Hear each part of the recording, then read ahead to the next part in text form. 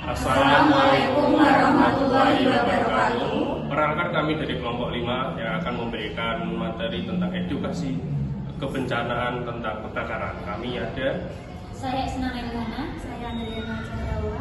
Saya Sitra Tuhana. Saya Delia Regina. saya Nurul Syabah. Saya Fitri Ayu Kusmawati. Saya Rosalia Wahyudumi. Saya Zulfian Ibrum. Selamat menyaksikan. Assalamualaikum warahmatullahi wabarakatuh. Perkenalkan, kami dari kelompok 5 akan memberikan edukasi tentang kebencanaan di kebakaran.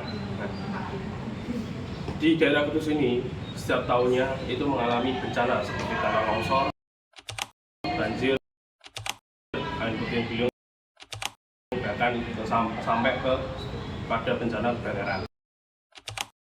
Nah, di tahun 2023 sendiri sudah tercatat sebanyak 50 kejadian kebakaran di daerah Kota Kudus.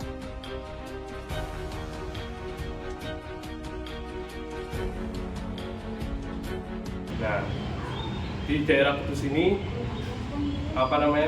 sudah terjadi banyak kerugian tersebut, mulai dari lahan fasilitas publik, lahan pertanian. Nah, itu bisa merugikan di daerah sektor tersebut. Tapi juga ada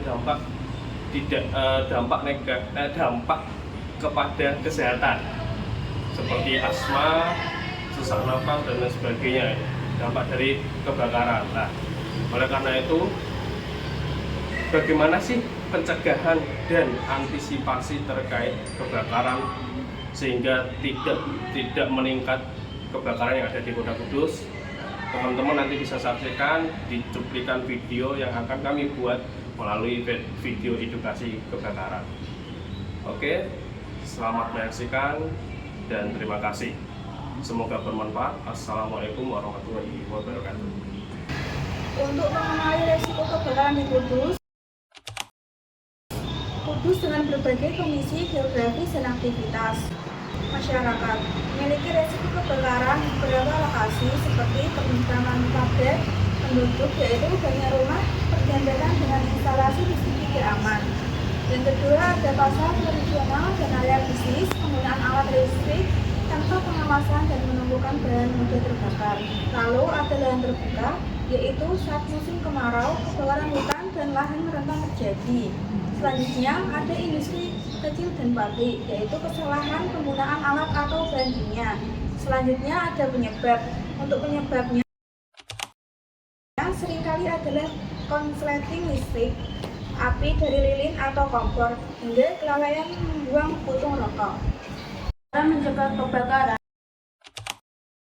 juga adalah langkah utama untuk melindungi diri dan lingkungan. Berikut yang bisa kita lakukan. Periksa instalasi listrik secara rutin, pastikan tidak ada kabel yang halus atau rusak.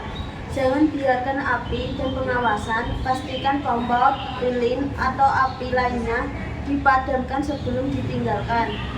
Jangan membakar sampah sembarangan. Gunakan metode lain yang lebih aman untuk pengelolaan sampah. Sediakan alat pemadam api ringan atau apar.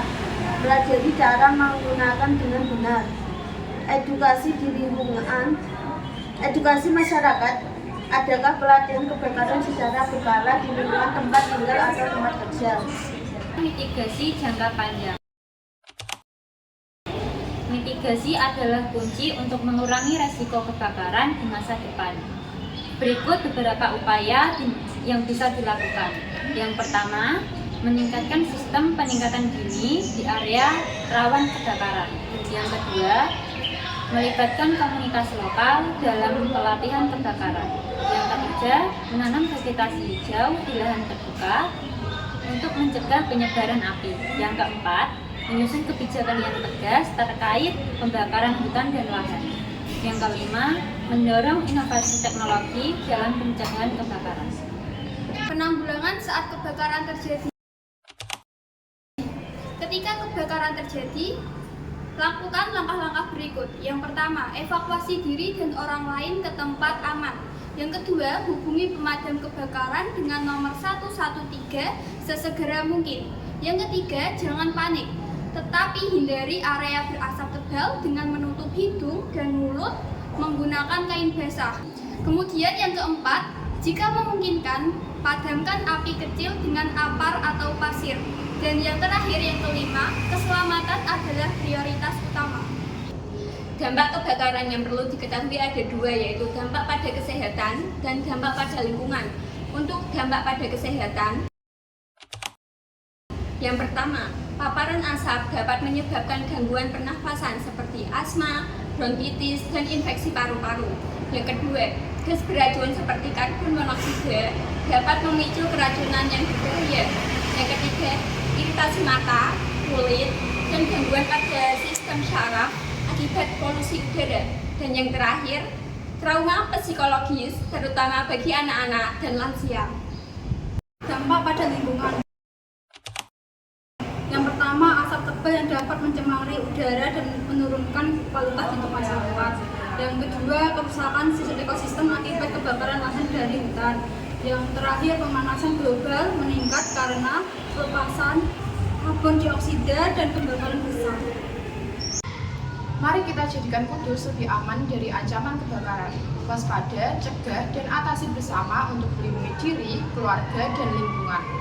Jangan lupa selalu simpan nomor darurat pemadam kebakaran yaitu 113 dan selalu tetap waspada.